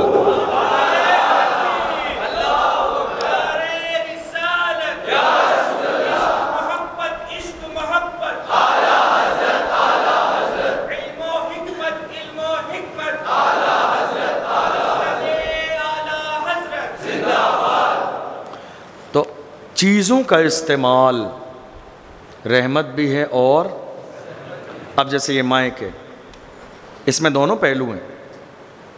اب اسی میں کوئی سونگ سنانے لگے تو کیا ہو جائے گا؟ یہ زحمت. اور اسی میں عدنان بھائی نعت پڑھنے لگے، ساحل بھائی نعت پڑھنے لگے تو رحمت ہے. ہمارے نبی کا ذکر ہے. دنیا کی ہر چیز میں دونوں پہلو موجود ہیں، رحمت بھی اور یہ صرف آپ کے اوپر میٹر کرتا ہے کہ آپ اس کے پہلو کون سے کو لیتے ہیں، زحمت والے کو یا رحمت والے کو. موبائل کا جو استعمال ہے یہ رحمت بھی ہے اور زحمت بھی ہے. آپ کے اوپر ہے کہ آپ اس کا استعمال کیسے کرتے ہیں. لیکن ہاں یاد رکھیے گا، دو چیزوں کو ہمیشہ کلین رکھیں کہ کسی کی بھی نظر پڑ جائے آپ کو پریشان نہ ہونا پڑے. ایک دل کو اور ایک فون کی گیلری کو. صاحب نظر کی نظر آپ کے دل پر ہوتی ہے، اللہ والوں کی نظر چہروں پہ نہیں، وہ دل تک دیکھتے ہیں. تو دل بھی اتنا کلین رکھیے کہ اللہ والے کی نظر پڑے تو وہ آپ کے چہرے کو دیکھ کے مسکرائیں. ایک بزرگ کی بارگاہ میں، یاد رکھیے گا ہم کہاں تھے، ایک بزرگ کی بارگاہ میں کچھ لوگ آئے، جنگل میں کہیں عبادت کر رہے تھے. آئے کچھ لوگ ان سے ملنے کے لیے تو وہ پریشان ہوئے اللہ والے، انہیں اللہ کے علاوہ مطلب ہی نہیں کسی سے. کچھ لوگ آ گئے ان سے ملنے کے لیے. کہا کیوں آئے ہو؟ ارے حضرت ہمیں آپ سے بڑی محبت ہے، ہم تو محبت میں آئے. انہوں نے کہا اچھا مجھ سے محبت ہے، پکا بتاؤ سچی مچی محبت ہے، ایسی فراڈ کر رہے ہو میرے ساتھ؟ کہ نہیں سچی محبت ہے. کہا اچھا رکو. انہوں نے اٹھائے تھوڑے سے پتھر اور جو ان لوگوں پہ آنے والوں پہ برسانا شروع کیے تو وہ ذرا پتھر اٹھائے اور بھاگنے لگے سب. تو کہا دیکھو کتنے جھوٹے ہیں نا یہ، محبت میں لوگ جانیں دے دیتے ہیں، ان سے ذرا سی کنکری گوارا نہ ہوئی ہے. لوگ محبت میں گردنیں کٹا دیتے ہیں، ان سے ذرا سا پتھر گوارا نہ ہوا. اگر واقعی انہیں محبت ہوتی تو یہ مار کھاتے مگر ٹل کے نہیں جاتے. یہ مار کھا لیتے مگر یہاں سے ٹل کے نہیں جاتے. محبت کا انداز ایسے ہی ہوتا ہے. محبت میں محب اپنے محبوب کے لیے ناممکن کو ممکن کر دیتا ہے. یہ محبت ہے. یہ کیا محبت کہ ذرا پتھر مارو اور بھاگ گئے. فنا کانپوری کا ایک شعر ہے، اے فنا عشق کا دستور تجھے کیا معلوم، عشق میں دل ہی نہیں سر بھی دیے جاتے ہیں. اے فنا عشق کا دستور تجھے کیا معلوم، عشق میں دل ہی نہیں سر بھی دیے جاتے ہیں. ایسا نہیں ہے کہ آپ نے دل کسی کو دے دیا عشق ہو گیا، نہیں. جب عشق ہوتا ہے نا تو صرف دل نہیں، بات محبوب کے لیے آتی ہے تو گردنیں کٹا دی جاتی ہیں. صحابہ نے کہا کہ یا رسول اللہ نبی کا حکم ہو تو کود جائیں ہم سمندر میں، جہاں کو محو کر دیں نعرہ اللہ اکبر سے. صحابہ نے جانیں نہیں دی. حضرت عمار، حضرت یاسر، حضرت سمیہ کو شہید نہیں کیا گیا کس کے لیے؟ حضور کی محبت میں. تو عشق تو اس لیول کا ہوتا ہے. ہم کیا بات کر رہے تھے اس سے پہلے؟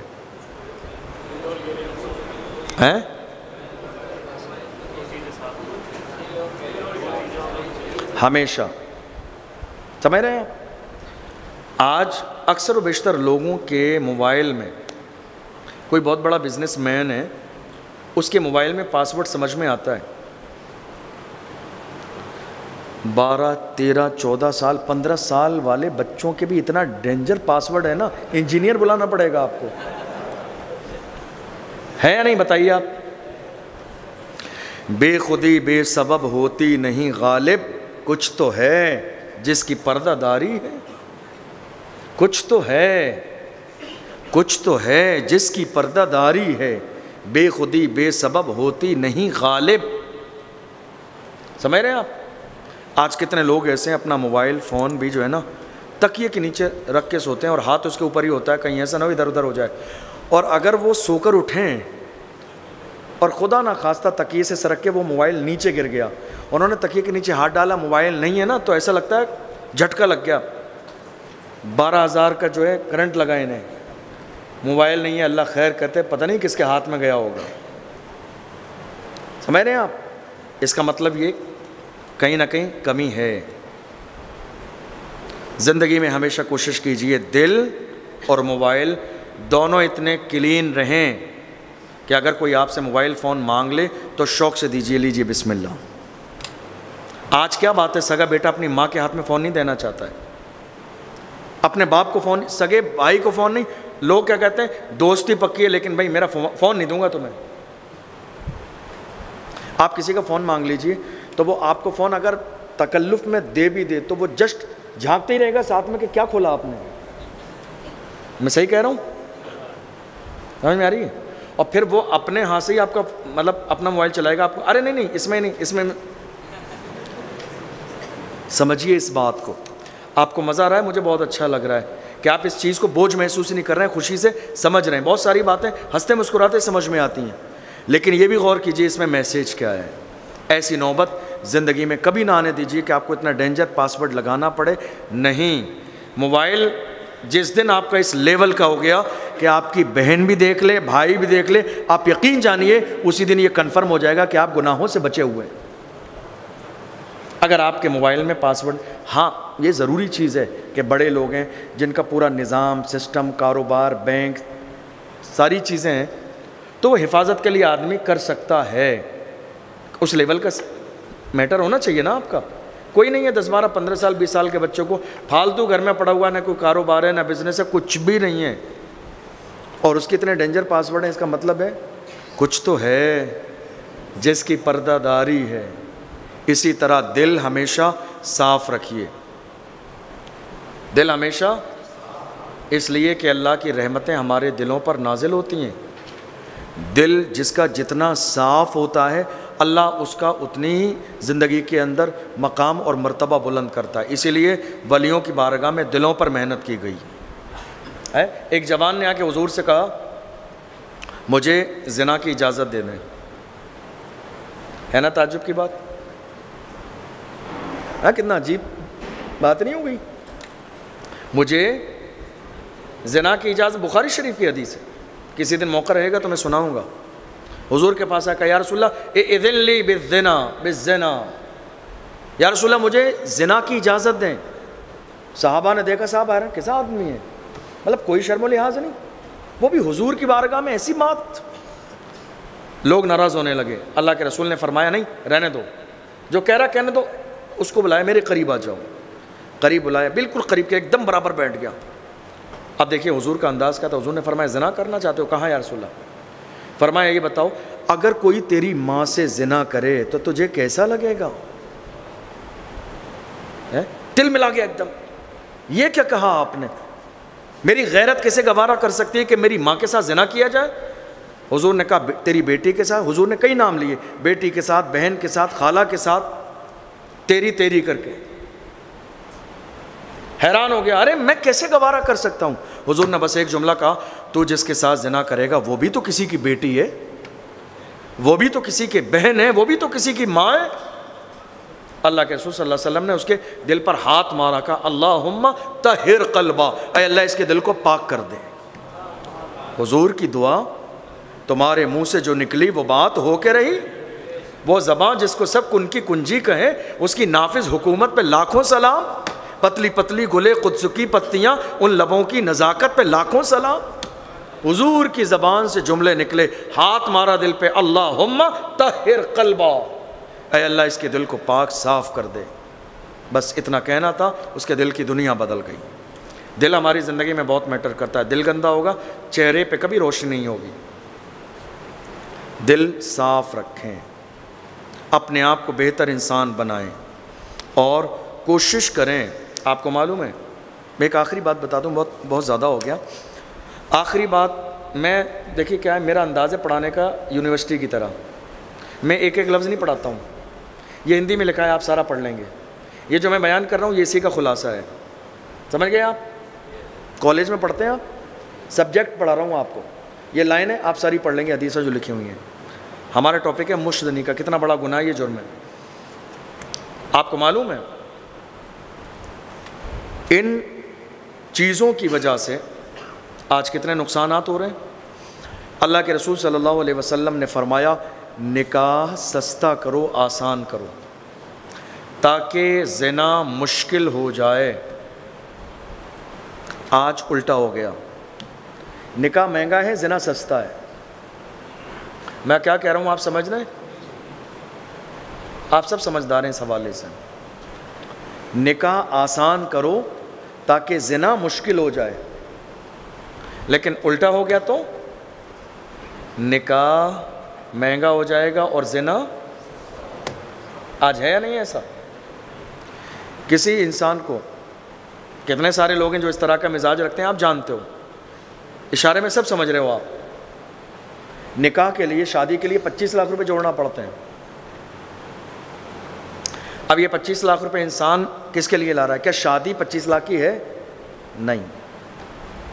یہ جو آج کے زمانے میں جوانوں کی جوانیاں ضائع ہو رہی ہیں, اس کا سارا دار و مدار دکھاوے پر ہے. یہ زنا کیوں ہو رہا ہے؟ دکھاوے کی وجہ سے. مشت زنی کیوں ہو رہی ہے؟ دکھاوے کی وجہ سے. ایک جوان اپنے ہاتھوں سے اپنی جوانی کو ضائع کیوں کر رہا ہے؟ دکھاوے کی وجہ سے. آپ جانتے ہیں ہاتھوں کا زنا ایک ہے, آنکھوں کا زنا, کسی غیر محرم کو دیکھا.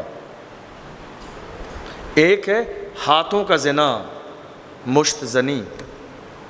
حضور نے فرمایا, ہاتھ قیامت کے دن جنہوں نے اپنے ہاتھوں سے مشت زنی کیے, ان کے ہاتھ حمل والے ہوں گے. حدیث ہے یہ, ان کے ہاتھ حمل والے ہوں گے, اور اسی بنیاد پر وہ قیامت کے دن میں میدان میں پہچانے جا رہے ہوں گے. یہ وہ لوگ ہیں جو اپنے ہاتھوں سے اپنے آپ کو تسکین دیتے تھے, اپنے ہاتھوں سے لذت حاصل کرتے تھے. سمجھ رہے ہیں آپ؟ جرم عظیم ہے یہ, گناہ کبیرہ ہے, زنا کا حصہ ہے یہ. اب یہ کیوں ہو رہا ہے معلوم ہے آپ کو؟ صرف دکھاوے کی بنیاد پر. شادی کتنی ہے معلوم ہے بھائی؟ مثال کے طور پر میری بہن, آپ کی بہن کتنی بھی عظیم ہو, حضور کی بیٹی سے زیادہ عظمت والی تو نہیں ہے. سیدہ زاہدہ طیبہ طاہرہ, جان احمد کی راحت پہ لاکھوں سلام, جس کا آنچل نہ دیکھا مہو مہر نے. شان دیکھیے آپ. قیامت کے میدان میں جب آئیں گی تو اللہ کی طرف سے ندا دی جائے گی, اے اہل محشر نظروں کو جھکا لو, محبوب کی بیٹی کا گزر ہونے والا ہے.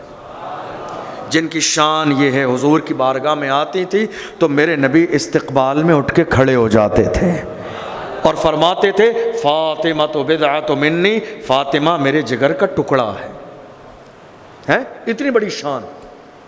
شادی کہاں کی میرے نبی نے؟ کہاں کی؟ سب بولیے. مسجد میں. کہاں کی؟ مالداری میں کوئی کمی ہے حضور کی؟ کل کون سی حدیث سنی آپ نے مالداری والی؟ اللہ نے روئے زمین کے تمام خزانوں کی چابیاں میرے ہاتھ میں ہیں. اس کے جملے تھے کیا؟ تو جملے آپ کو یاد ہیں؟ واللہ انی لانظر حوضی الان وانی قد اعطیت مفاتیح خزائن الارض. یہ جملے تھے, یاد ہو گئے مجھے کل سنا کے. وانی قد اعطیت مفاتیح خزائن الارض, کہ میں اس وقت حوض کوثر کو دیکھ رہا ہوں اور اللہ نے روئے زمین کے تمام خزانوں کی چابیاں میرے ہاتھ میں دی. جس کے ہاتھ میں کائنات کے خزانوں کی چابیاں ہوں مگر بیٹے کی شادی کہاں کر رہے ہیں؟ معلوم ہے کس لیے؟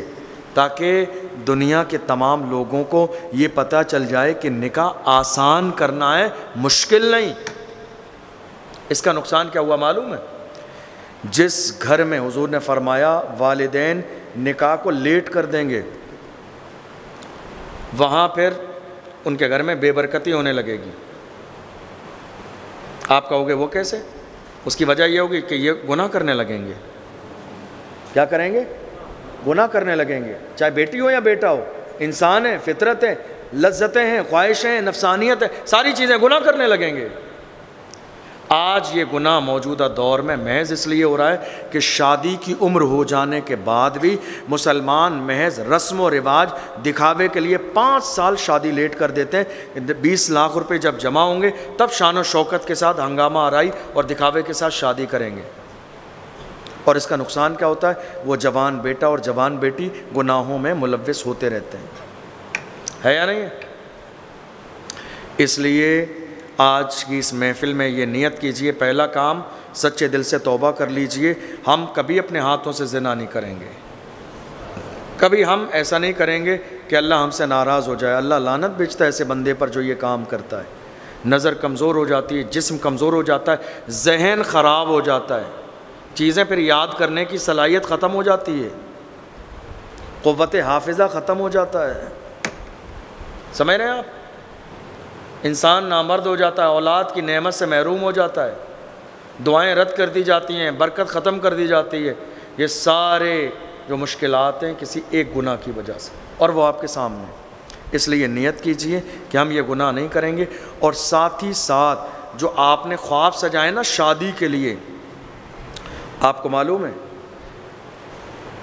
ایک انسان کسی نہ کسی انداز میں اپنے منہ تک حرام کا لقمہ ضرور پہنچا دیتا ہے۔ آپ کہو گے کیسے؟ مثال کے طور پر ہماری حیثیت ہے 5 لاکھ روپے کی شادی کرنے کی اپنے بیٹے کی، ہم نے مارکیٹ سے سود پر اٹھائے 20 لاکھ روپے، تو یہ کیا ہوئے؟ حرام ہوئے۔ اب اس سے جو کھانا بنے گا آپ جانتے ہیں کہ کیا ہے؟ تو یہ کتنا بڑا نقصان ہو رہا ہے۔ اللہ نے جتنی حیثیت دی ہے اتنی ہی حیثیت میں کر لیجیے آپ۔ بہت سارے ہم میں سے نوجوان ہوتے ہیں نا جنہوں نے بہت بڑے خواب سجائے ہوتے ہیں، میری فلاں میرج ہال بک کرنی ہے، وہاں شادی کرنی ہے، نکاسی ایسی ہوگی، بندولی ایسی ہوگی، ڈی جے کا سیٹ اپ اتنا بڑا لگے گا، فلاں جگہ ناچنے والے لوگ آئیں گے، فلاں جگہ یہ پارٹی ہوگی۔ یہ جو آپ نے خواب سجائے ہوئے ہیں نا، یاد رکھیے گا ان خوابوں کو پورا کرنے کے لیے آپ کو گناہ کرنا پڑے گا، اللہ کو ناراض کرنا پڑے گا۔ یاد رکھیں خدا کو ناراض کر دیں گے، زندگی اور موت کا مالک وہی پروردگار ہے۔ کہیں ایسا نہ ہو تھوڑی دیر کی 2 دن کی لذت شور شرابے ہنگامے کے لیے آپ آنے والی ساری زندگی میں تباہ و برباد ہو جائیں۔ میں ایک ایسے انسان کو جانتا ہوں جس کو میں نے بہت سمجھایا کہ وہ ایسا کام نہ کرے اپنی شادی کے موقع پر کہ اللہ ناراض ہو جائے۔ نہیں مانی اس نے بات کا، نہیں اللہ نے مجھے دولت دی ہے، مال و دولت دی ہے، میں جو ہے کروں گا۔ اس نے کیا ایسا؟ آپ یقین جانیے آج اس بندے کی کنڈیشن یہ، اللہ نے اس کو اتنا نوازا تھا، ایک اپنی جیب میں ہاتھ ڈال کے دونوں ہاتھوں سے پیسے خرچ کرتا تھا، ایسا نہیں مطلب برے کاموں کے لیے، اچھے کاموں کے لیے بھی، لیکن برے کام بھی نہیں چھوڑتا تھا۔ سمجھ رہے ہیں آپ؟ ایسے بہت سارے لوگ ہوتے ہیں بہت عجیب ٹائپ کے، یعنی اچھے کام بھی بھرپور کرتے ہیں، اچھے کاموں میں بھی کمی نہیں ہے اور برے کام تو ہیں ہی۔ اس کو سمجھایا گیا، مگر آج حالت یہ ہے کہ اس بندے کو دوپہر کا کھانا کھانے کے بعد میں یہ سوچنا پڑتا ہے بیٹھ کر کہ اب شام کا کھانا کہاں سے آئے گا۔ یہ میں تقریر نہیں کر رہا ہوں، میری پہچان کا بندہ ہے جس کا میں نے عروج بھی دیکھا اور زوال بھی دیکھا ہے۔ اللہ اپنی رحمت سے ہر بندے کو پہلے عروج دیتا ہے، عروج مطلب بلندی، پھر اس کے گناہوں کی وجہ سے زوال آتا ہے، چہرے کی رونق ختم ہوتی ہے اس کے گناہوں کی وجہ سے۔ دعائیں رد کر دی جاتی ہیں اس کے گناہوں کی وجہ سے، کاروبار فیل ہوتا ہے اس کے گناہوں کی وجہ سے، پریشانیاں زندگی میں آتی ہیں اس کے گناہوں کی وجہ سے۔ اس لیے اللہ نے آپ کو یہ مبارک موقع دیا ہے، اپنے گناہوں سے شرمندہ ہوں، اللہ کی بارگاہ میں سچے دل سے توبہ کریں، اس پورے وقت کی قدر کریں، ایک ایک لمحہ کام میں لگائیے، ایسا نہ ہو کہ یہ وقت گزر جائے اور ہمارے ہاتھ کچھ نہ آئے۔ اللہ کی بارگاہ میں دعا ہے ہم نے جو سنا ہے اسے سمجھنے اور عمل کرنے کی توفیق عطا فرمائے۔